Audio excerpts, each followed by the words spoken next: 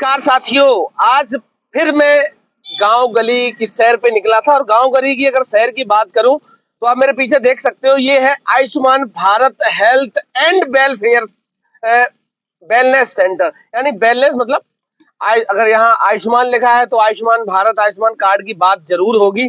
और जहां मैं खड़ा हूँ ये ग्राम पंचायत है रपड़ी, नंगला रामचंद्र के नाम से इसको जाना जाता है। और ये विधानसभा है सिरसागंज और जिला है फिरोजाबाद। अगर फिरोजाबाद की बात करूं तो वर्तमान में भारतीय जनता पार्टी के सांसद हैं। 5 विधानसभा की सीटें हैं जिसमें से 3 समाजवादी पार्टी के पास है, 2 बीजेपी के पास है। अभी समय लगभग हो रहा है 2:30 बजे का समय हो रहा है। सबसे पहले तो आप देख सकते हो कि पूरे आयुष्मान सेंटर में ताला पड़ा हुआ है। तो यहाँ बहुत बड़ा बड़ा लिखा है, घर घर से बीमारियों को भगाना है, योग और व्यायाम को अपनाना है। आयुष्मान की हकीकत अब सोचिए। एक दूसरा दृश्य है, ये समाजवादी पार्टी की सरकार में एम्बुलेंस का संचालन हुआ था और ये एम्बुलेंस सेवा अखिलेश यादव का ड्रीम प्रोजेक्ट था। अखिलेश यादव का ड्रीम प्रोजेक्ट इसलिए था क्योंकि उन्होंने एम्बुलेंस की व्यवस्थाएं करी थी। और एम्बुलेंस की व्यवस्था इसलिए करी थी कि गांव गली में अगर कोई व्यक्ति, कोई महिला, कोई पुरुष, कोई बच्चा, ऐसी कोई ट्रेजेडी हो जाती है तो तत्काल उसको स्वास्थ्य की सुविधाएं मुहैया कराई जाए। दूसरी तरफ आप देखिए ये एम्बुलेंस है। अगर एम्बुलेंस की बात करूं तो शीशा तो नहीं दिखेगा लेकिन शीशे के अंदर आपको सब कुछ देख सकते हैं। दूसरी तरफ बात करूं कि अगर ये गाड़ी है और ये गाड़ी, आप सोचिए इस गाड़ी का इंजन और हॉर्न छोड़ के एक एक चीज बजती आपको मिलेगी, चाहे बोनट की बात करूं या टायर की बात करूं। दूसरी तरफ आप चले जाइए, बहुत सारे वीडियो वायरल हुए होंगे एम्बुलेंस से डीजल चोरी करते हुए, पुलिस की गाड़ी से डीजल चोरी करते हुए। अब डीजल तो यार छोड़े, या डीजल का ढक्कन ही गायब है। अब इसी से आप अंदाजा लगा सकते हो कि लाल किले से इस देश के प्रधानमंत्री ने दोनों हाथों से चिल्ला चिल्ला कर कहा था कि हर गरीब को आयुष्मान योजना के तहत हमने लाभार्थी बनाया है और उसको 5 लाख तक का इलाज मुफ्त कराया है। 2:30 बजे का समय है। आयुष्मान वही योजना जिसका ढिंढोरा माननीय मोदी जी पीटते हैं, उसकी स्थिति ये है। एम्बुलेंस की स्थिति ये है।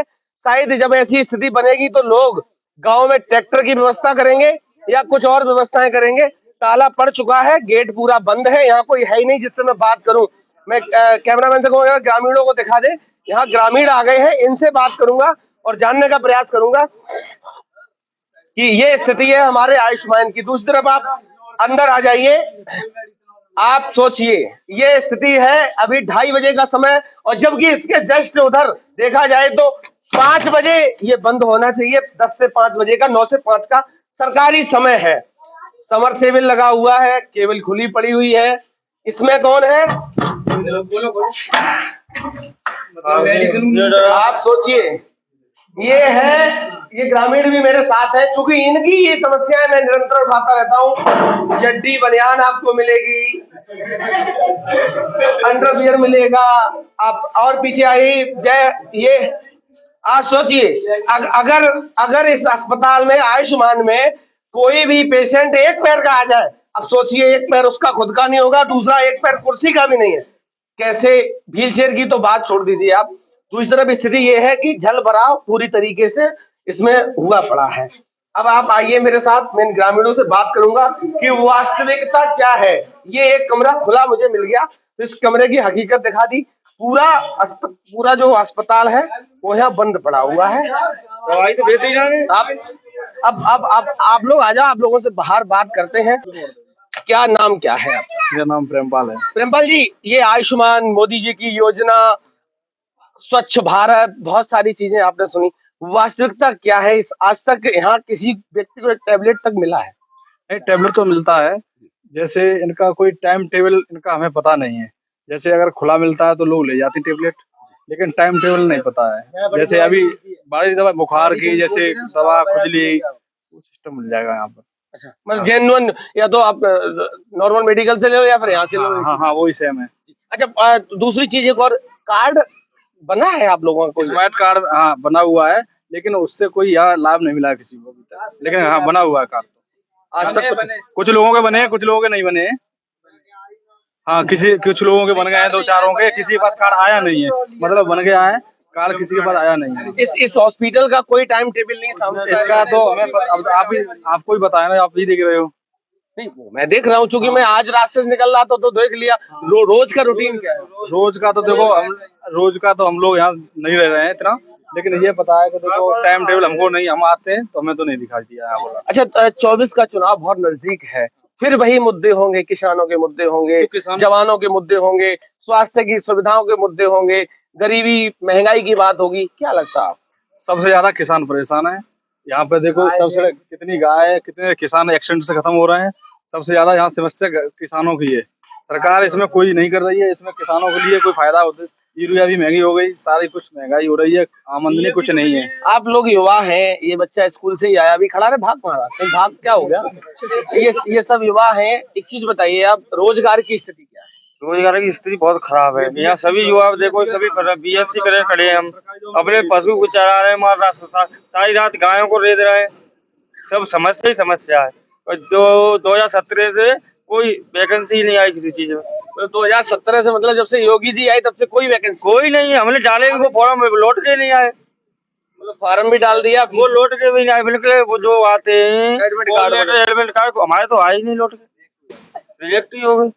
किसमें डाला था आखिरी बार? आरआरबी में डाला था, एनटीपीसी में, रेलवे में डाला था, पुलिस में डाला था, एडमिट कार्ड ही नहीं लौटे। ये स्थिति है यहाँ पे रोजगार की, स्वास्थ्य की स्थिति आप देख सकते हो। और भी लोग यहाँ खड़े, इनसे भी बात कर लेता हूँ, क्योंकि ये वरिष्ठ लोग अपने गांव के हैं। क्या नाम है? शिलेश कुमार। शिलेश जी, एक चीज बताइए, ये सामुदायिक स्वास्थ्य केंद्र है, एम्बुलेंस यहाँ खड़ी हुई है, वास्तविकता यहाँ क्या? हकीकत तो ये है कि कभी हफ्ते में 1-2 दिन आ गए डॉक्टर, या 1 घंटे 2 घंटे बैठे हो आप चले गए। किसी ने तो एक व्यक्ति ने ली दवाई और बस यही है। मतलब आएंगे, शकल दिखाएंगे और गायब हो जाएंगे। बस हाजिरी पूरी करते हैं बस। अच्छा, आप लोगों ने पहले कभी आवाज उठाई? नहीं, यहाँ कोई मीडिया आई नहीं है, मीडिया आती नहीं है कोई। नहीं, कहीं मीडिया नहीं आई, ठीक है। कहीं और शिकायत ऐसा कुछ? नहीं, ऐसा कुछ नहीं, इतनी जानकारी नहीं है गांव के लोगों को। ये बैकवर्ड एरिया है, चूंकि इसका शुरू कारण है कि आप इधर चले जाएंगे तो मध्य प्रदेश शुरू हो जाएगा, इधर उत्तर प्रदेश, ये आगे जमुना जी का बॉर्डर है। और भी लोग हैं, क्या नाम है? प्रवेश यादव। प्रवेश जी, स्वास्थ्य के साथ साथ और भी बात कर लेता हूँ, जो कि सामुदायिक की बात चल गई। इस समय वास्तविक मुद्दे क्या होने चाहिए, क्योंकि चुनाव बहुत नजदीक है 24 का, फिर वही शोर सुनाई देगा, बहुत ही महंगाई की मार, अब की भाई फला फला फला। वास्तविक मुद्दे तो ये रोजगार चाहिए लोगों को। दूसरे मेन चीज रोजगार है। रोजगार मिलेगा तो आदमी को सब संतुष्टि रहेगी। रोजगार की स्थिति क्या है? रोजगार की स्थिति बोले तो गांव में तो सब बेरोजगार ही दिखते हैं मेरे को। 2-4 बार नौकरी करके आ गए तो ठीक है, नहीं तो सब इधर ही है। सब देखिए आप, बेरोजगार ही है ना। नहीं, मोदी जी ने तो वादा किया था कि हमारे पास तो 2 करोड़ रोजगार देंगे, नौकरियां। सरकार वादों से ही चलती है, वो तो वादे ही मिलते हैं, दूसरा मिलता क्या है। अच्छा, 24 में क्या लग रहा है? 24 में क्या बोलेगा? सत्ता परिवर्तन होना चाहिए। सत्ता परिवर्तन होना चाहिए कि जिसके किसी कोई विधायक हो गया, वो उसी को ही मिलता रहे तो वो फिर। अच्छा, तो आपने विधायक की बात छेड़ दी। यहाँ से जो वर्तमान में विधायक हैं, सर्वेश सिंह, कार्यकाल कैसा रहा? लगभग 2 साल का। उनका बहुत अच्छा चल रहा है अभी तक। सरकार उन अखिलेश यादव समाजवादी पार्टी सरकार नहीं है, लेकिन समाजवादी पार्टी से वो विधायक है। उनका कार्यकाल बहुत सही है। क्या काम? अभी आपके गांव में एक काम बताओ। आगे आरसीसी हो रही है, ये भी उन्हीं में हुआ है, उनकी सरकार में, स्कूल की। और इधर नीचे गांव में हुआ, 8 गांव लगते हैं हमारे ग्राम पंचायत में, नीचे काम हुआ है उनका। कहीं ना कहीं इस देश के युवाओं के दिल और जुबान से एक ही बात निकलती है, क्या हुआ तेरा वादा, वो कसम, वो इरादा। ये पंक्ति सिर्फ 2 करोड़ रोजगार के लिए है।